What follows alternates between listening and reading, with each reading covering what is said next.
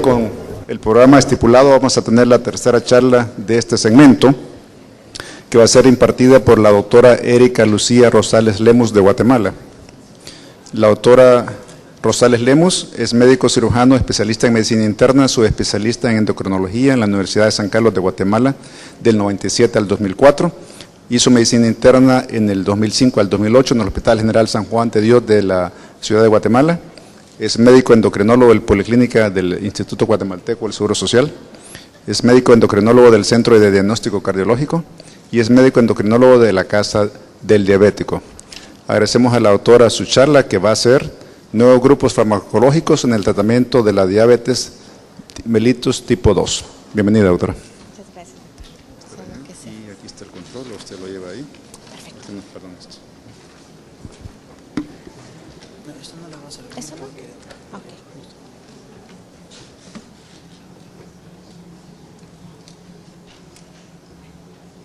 Ahorita no se ve, ¿verdad? No se ve nada. O sea, que no se proyecta, porque luego va a salir. No se ve.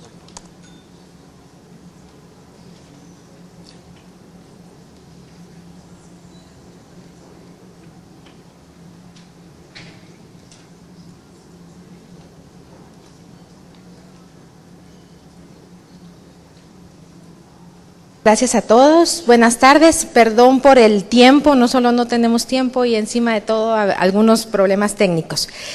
La plática realmente es muy larga, o sea, si quisiéramos hablar de todos los grupos nuevos de fármacos que tenemos actualmente, que todavía no nos han llegado y los que están por venir, no podríamos terminar de hablar de esto. De hecho, es una plática que podría estarse actualizando cada 2 semanas, 3, 4 semanas. Definitivamente, uno de los objetivos principales de la industria para tener cada vez más nuevos medicamentos, que sean innovadores, que sean diferentes, no solamente es por el hecho de marketing, ¿verdad?, ni nada de esto, sino que definitivamente estamos frente a una enfermedad progresiva. Es una enfermedad que realmente nos llega a la consulta, no solamente a los endocrinólogos, me imagino que a un gran porcentaje de ustedes les llega un porcentaje también muy alto de pacientes con diabetes. Entonces sabemos que es una enfermedad crónica, no transmisible, sabemos que es una enfermedad progresiva y obviamente que no se cura. Se estima que afecta a más de 371 millones de personas en todo el mundo. No hay diferencia entre características de raza, sexo ni nada de esto. 4 millones de americanos para finales del 2012 fueron reportados ya con diabetes y en el 2011 causó la muerte de 4.6 millones de personas. Realmente cuando hablamos de fisiopatología de la diabetes ya no nos podemos enfocar principalmente en pensar que es una falla de célula beta, ¿verdad? En donde tenemos una resistencia principal a la insulina como primer paso y luego una falla de célula beta en donde ya no hay una secreción suficiente de insulina y que también la célula beta y la célula alfa empiezan a hacer también un efecto contraproducente una con la otra, aumentando los niveles de glucagón en los pacientes y habiendo también más resistencia de la insulina a nivel muscular y de tejido adiposo. Entonces ya no solamente es esto, ya, ¿por qué crear nuevos fármacos? Porque ya sabemos que la diabetes tiene que ver con todo esto. Esto es el famoso octeto ominoso, ¿verdad?, descrito por primera vez por De Fronzo. El octeto ominoso nos dice que la diabetes tiene múltiples mecanismos de acción para presentarse en un solo paciente. Tenemos desde la disminución de la secreción de insulina, disminución del efecto incretina a nivel intestinal, incremento en la lipólisis, incremento en la reabsorción de glucosa, resistencia a la insulina, incremento en la secreción de glucagón, aumento de la producción hepática de glucosa y disfunción de neurotransmisores. Todo esto nos lleva a la hiperglicemia.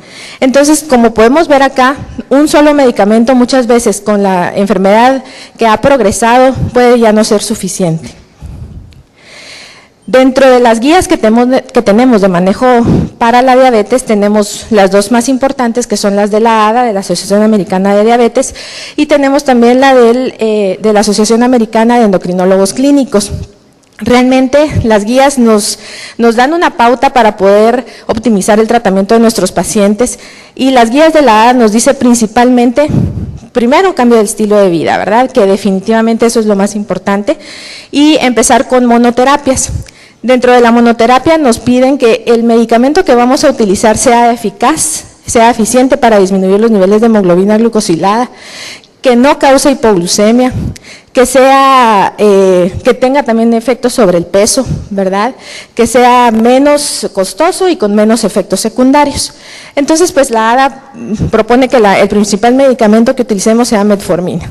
Si dentro de 3 meses el paciente no está controlado, ya nos indica que debemos usar doble terapia.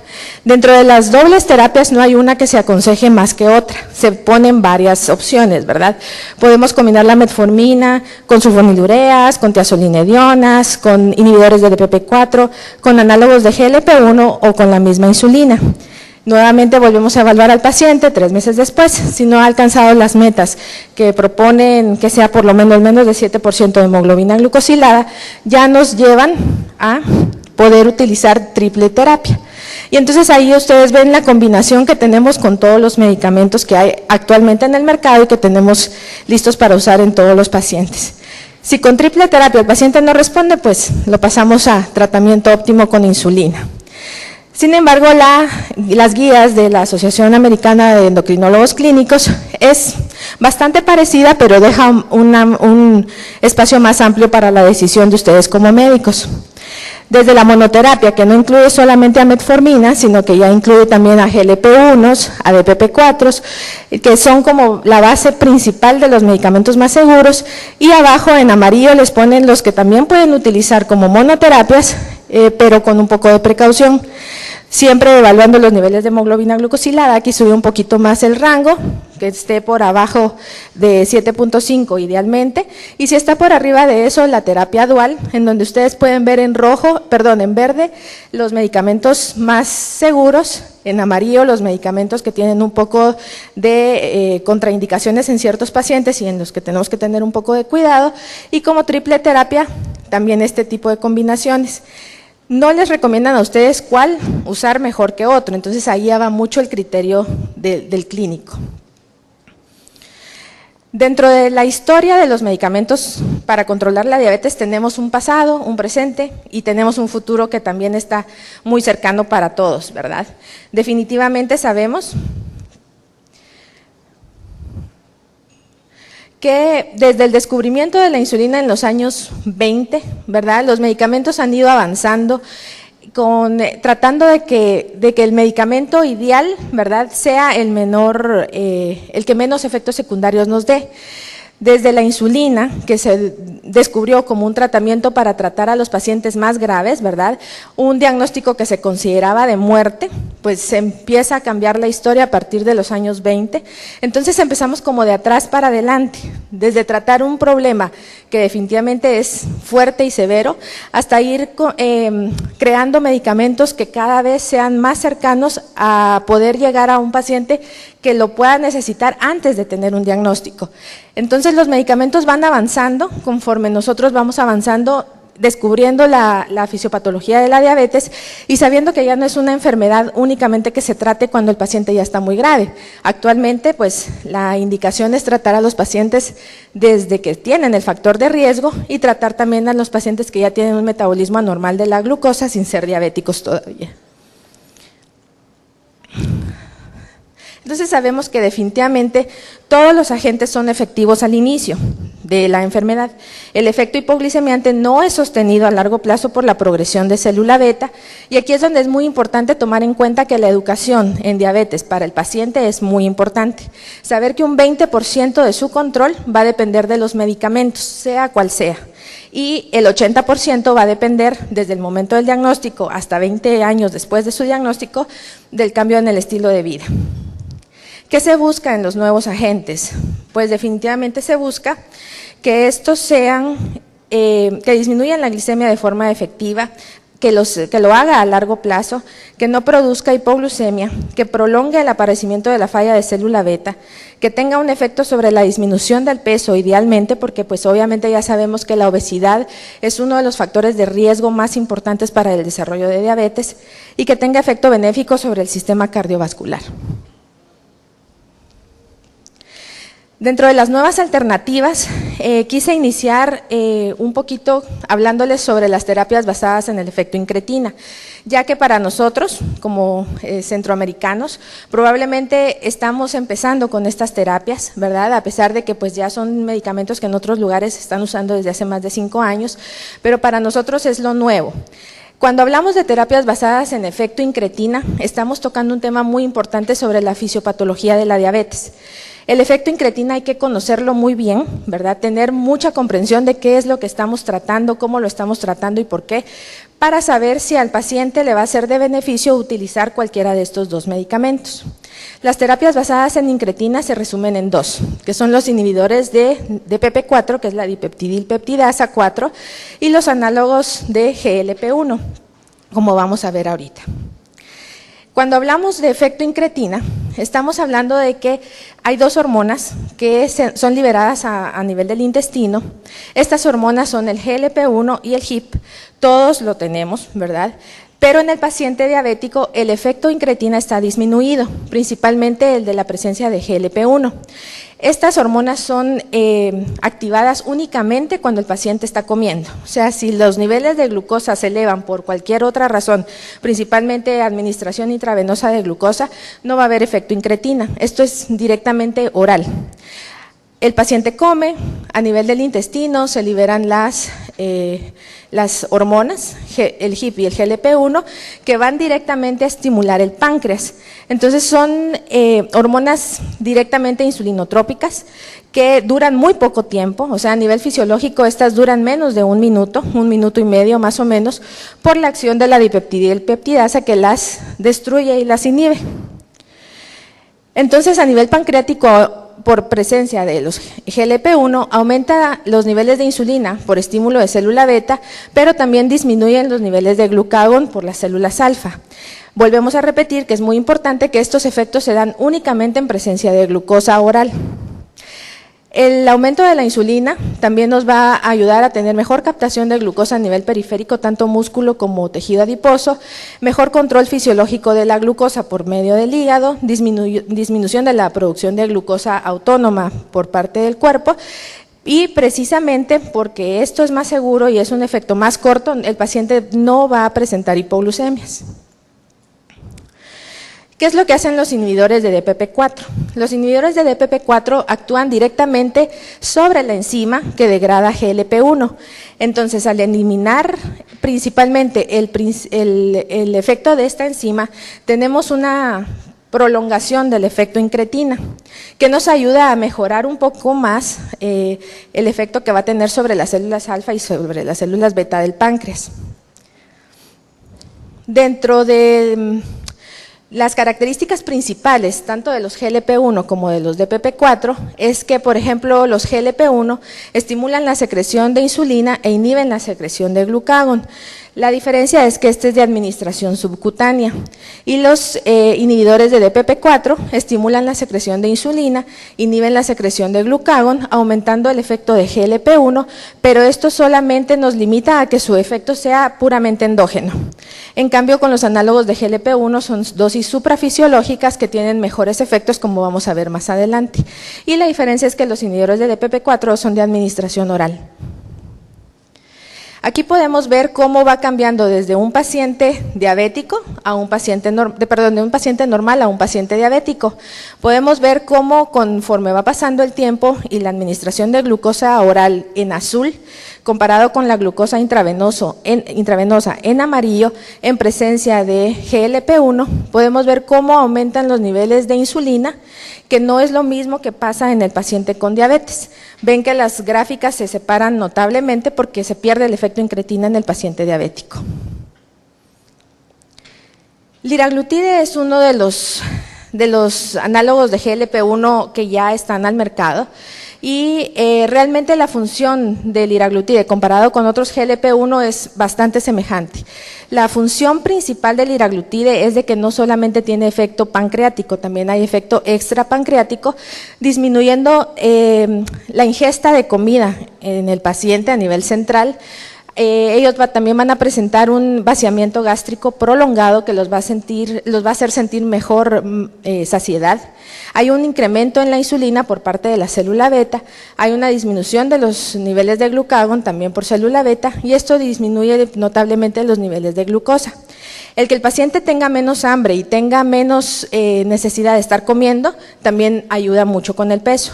De hecho, los análogos de GLP-1 actualmente se están investigando para tratamiento de obesidad, aumentando mejor también la sensibilidad a la insulina, aunque la sensibilidad a la insulina es un efecto secundario del GLP-1, no es un efecto directo, sino que al paciente al disminuir su porcentaje de grasa mejora la sensibilidad a la insulina. Los efectos sobre el sistema gastrointestinal, cardíaco y sistema nervioso central son los más importantes. Funciones de aprendizaje y memoria van a estar también mejor en un paciente que se controla con un análogo GLP-1. Hay un efecto neuroprotector también. Como mencionamos, hay aumento de la saciedad, disminución de la ingesta de alimentos, disminución del vaciamiento gástrico y secreción de ácido y mejor protección en la función del corazón. Estas gráficas son las primeras gráficas que salieron cuando se estaban investigando estas moléculas. Aquí podemos ver cómo va a afectar la presencia de GLP-1 tanto a los niveles de glucosa, los niveles de péptido C y los niveles de glucagón. En las gráficas azules tenemos al paciente que está recibiendo GLP-1, en las gráficas, en las curvas amarillas, vemos al paciente que está utilizando placebo o suero salino. Vemos cómo con presencia de GLP-1 hay una disminución notable de glucosa, hay un aumento también muy importante de péptido C y hay una disminución de los niveles de glucagón. Con los niveles de péptido C es también otra de las características de estos medicamentos, ya que está también en duda, porque todavía no se ha comprobado, que este medicamento sea el único que puede preservar la célula beta y aumentar también el número de islotes pancreáticos. Se ha visto nada más in vitro, pero por lo menos sabemos que es un factor protector para el páncreas. Entonces, pues en este cuadro vemos nada más la comparación entre los inhibidores de DPP4 y los análogos de GLP-1. El descenso del apetito va a ser principalmente con GLP-1, no así con inhibidores de DPP4. Por eso es que la reducción de peso va a ser más importante con GLP-1 y no con los inhibidores de DPP4. El enlentecimiento gástrico se va a ver nada más con GLP-1 y no con DPP4.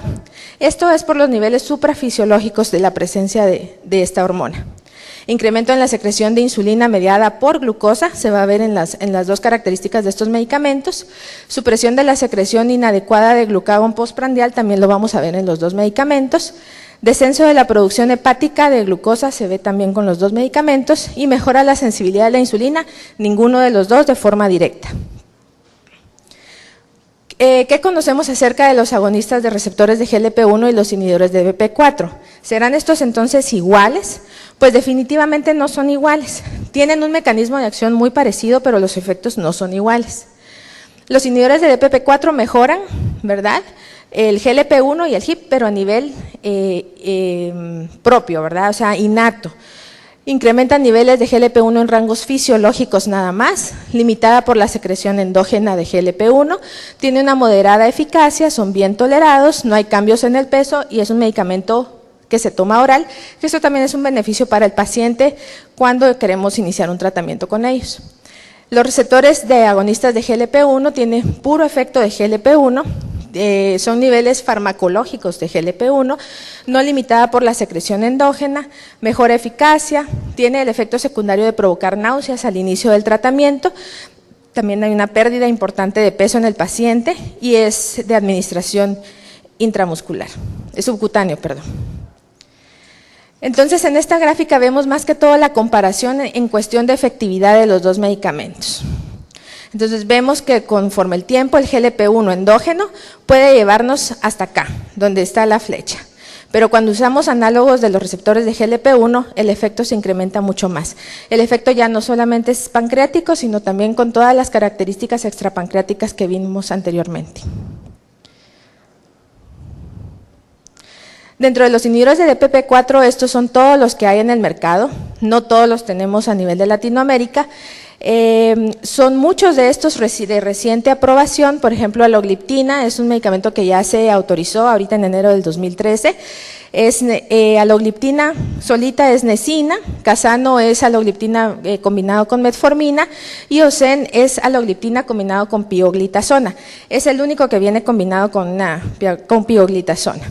Anagliptina, que solamente está de venta en Japón, gemigliptina, que está en Corea, linagliptina, que pues ya está en nuestros países con el nombre comercial de Trayenta, saxagliptina, que está por medio de AstraZeneca, conocido como Onglisa, que ustedes también ya lo conocen, sitagliptina con MSD Januvia, tenagliptina Tenería, solamente que está disponible en Japón, y vidagliptina, que está en dos marcas diferentes, tanto Novartis como Merck.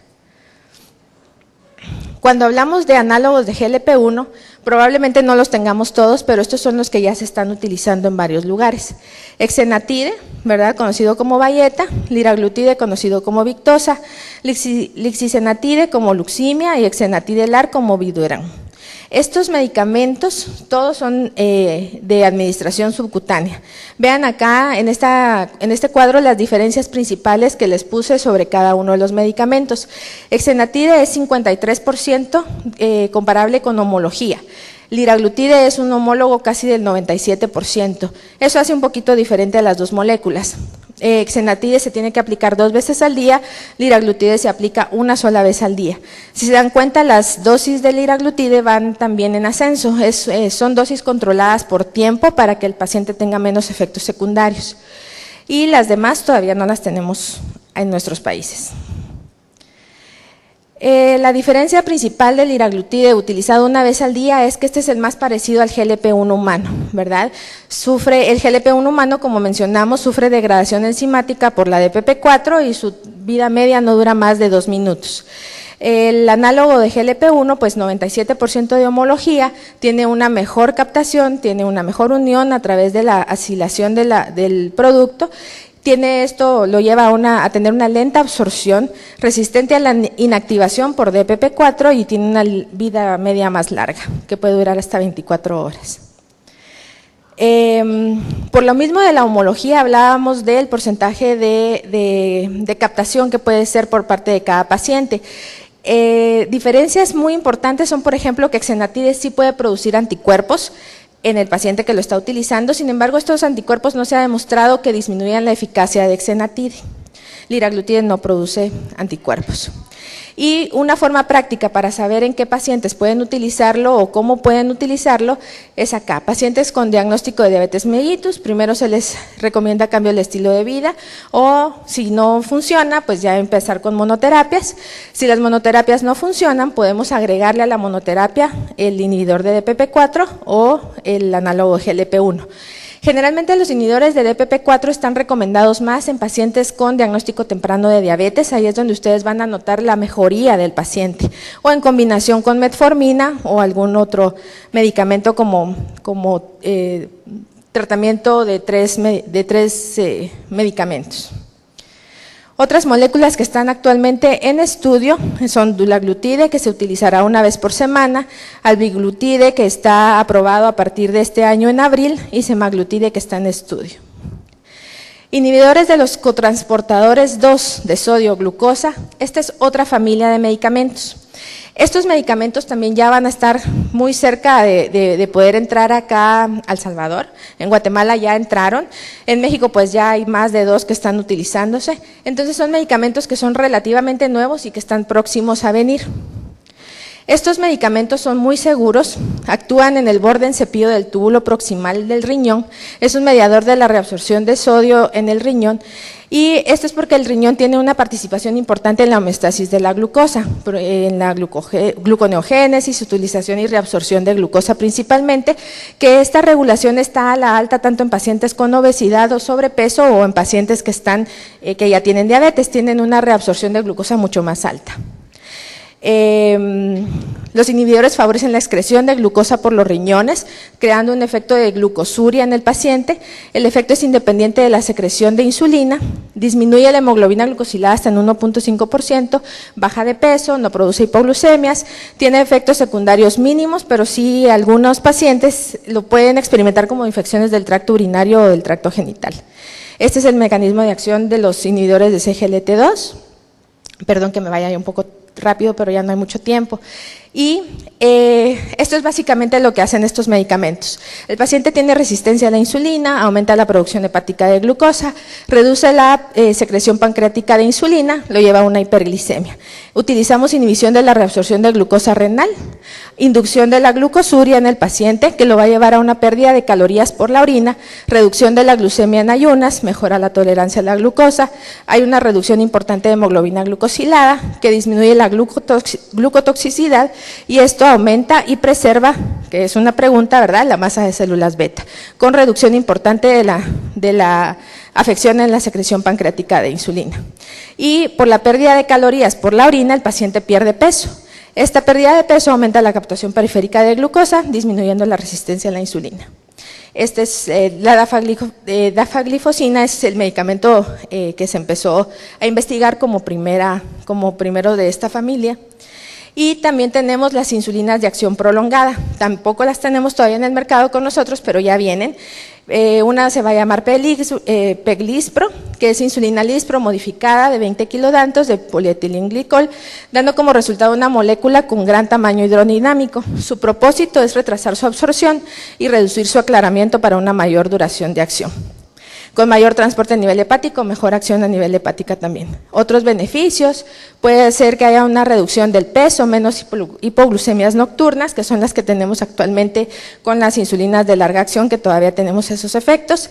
También tenemos que ya va a venir también de Gludec, que ya está aprobada desde el 2012, es una insulina basal de ultra larga acción, tan efectiva como glargina, pero reduce los riesgos de hipoglucemias nocturnas, mejora adherencia, flexibilidad de horario hasta por 42 horas. Esta solo es una gráfica para ver los picos valles que hace también las insulinas, los picos importantes de hipoglucemia que puede llevar al paciente cuando utilizan NPH, incluso cuando utilizan glargina, y que determina es un poco más estable con el riesgo de hipoglucemias. Esta gráfica también es solo para demostrar que a nivel fisiológico, en la gráfica A, nosotros tenemos momentos en que liberamos más insulina y baja, liberamos más insulina y baja. Sin embargo, en un paciente que está utilizando insulina, es muy importante que ellos sepan que las insulinas deben de utilizarse constantemente para no perder el ritmo. Si perdemos el ritmo, los pacientes van a presentar más hipoglucemias, cosas que estamos tratando de evitar cuando vamos a utilizar una insulina de muy larga acción. La de Gludec va a ser una insulina que no se cristaliza como NPH, no se precipita como glargina, se mantiene soluble evitando el paso de disolución y que hace más inestables a las otras insulinas. Esta gráfica solamente es para ver también cómo son las variaciones diarias de la insulina. En negro vemos de Gludec y en blanco vemos glargina, o sea, los cambios sí son muy variables. De Gludec va a ser una insulina mucho más estable. También hay una combinación de ambas insulinas, de Gludec e insulina Aspar, de utilización una vez al día, esa ya está disponible en México, pero acá todavía no. Y también tenemos la presencia de la insulina inhalada. Muchos de ustedes habrán oído que en algún momento se lanzó al mercado una insulina inhalada, rápidamente salió del mercado porque habían complicaciones asociadas principalmente a cáncer pulmonar. Sin embargo, estos estudios han demostrado que fue el tipo de paciente, ¿verdad?, el que tuvo más riesgos de cáncer pulmonar. Estos estudios ya se hicieron con pacientes más selectos, se hicieron investigaciones mucho más amplias y Exubera pues sale del mercado, pero aparecerá Afrezza. Esta es una insulina inhalada que ya se acaba de aprobar ahorita en junio del 2014. Es una insulina ultra rápida, inhalada antes de cada comida. No está indicada en pacientes que tengan antecedente de asma, EPOC y tabaquismo. Esta es como pueden utilizar ustedes cuando ya la tengan, ¿verdad? Los equivalentes cuando utilizamos insulina inyectada y cuando vamos a utilizar insulina inhalada, porque son dispositivos que ya vienen precargados con 4 y 8 unidades. Y los beneficios, pues la reducción efectiva de la hemoglobina glucosilada, menor riesgo de hipoglucemia comparado con análogos de acción rápida, menos ganancia de peso, no utiliza inyección, que ese es un factor muy importante para poder convencer a nuestros pacientes de que utilicen insulina, no provoca cambios pulmonares y efectos mínimos en algunos pacientes pueden reportar tos. ¿Qué está por venir? Esto lo vemos muy rapidito. Inhibidores de la 11-beta hidroxiesteroide deshidrogenasa tipo 1, principalmente afectando la producción de cortisol, que sabemos que el cortisol puede llegar a afectar la gluconeogénesis y aumentar la resistencia a la insulina. Van a venir también activadores de la glucosinasa, todos estos son moléculas que están ahorita en estudio, que son los que tienen, estos medicamentos tienen un metabolismo, un papel en el metabolismo de la glucosa y producción de ATP. Y los antagonistas de los receptores de glucagón, que estos pertenecen a una nueva clase que va a bloquear la acción de HIP, incrementando el gasto energético, reduce los depósitos de grasa y la lipotoxicidad. Ay, perdón, pero ya.